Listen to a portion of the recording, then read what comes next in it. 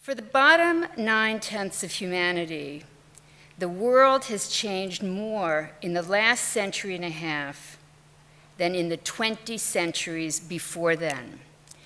The idea that humanity need not be the slaves of dire necessity is so new that Jane Austen never entertained it.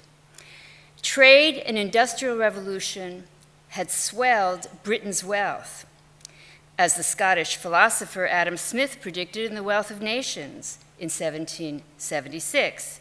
Still, even the most enlightened, progressive observers accepted that these could not trump God's condemnation of the mass of humanity to poverty and painful toil all the days of your life.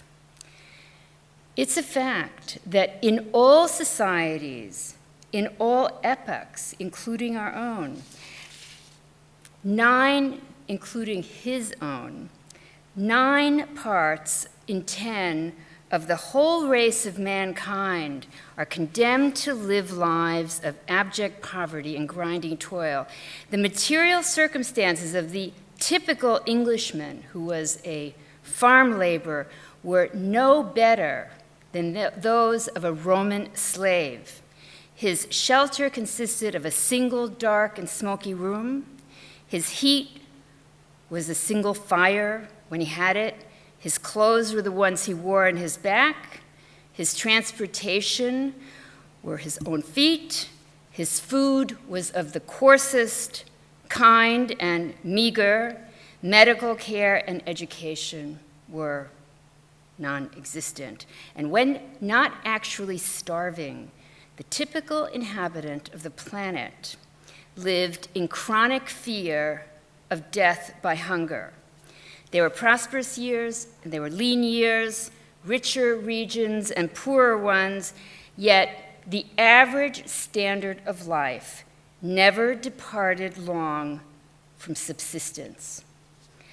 The notion that man was a creature of his circumstances and that these circumstances might not be predetermined, immutable, or utterly impervious to human intervention is one of the most radical discoveries of all time. It implied that given new tools, humanity was ready to take charge of its own destiny. This new way of thinking was born in Charles Dickens' London in the midst of the Victorian economic miracle, and over the next century and a half spread outward like ripples in a pond until it had transformed the lives and prospects of every person on this planet, and it's still spreading.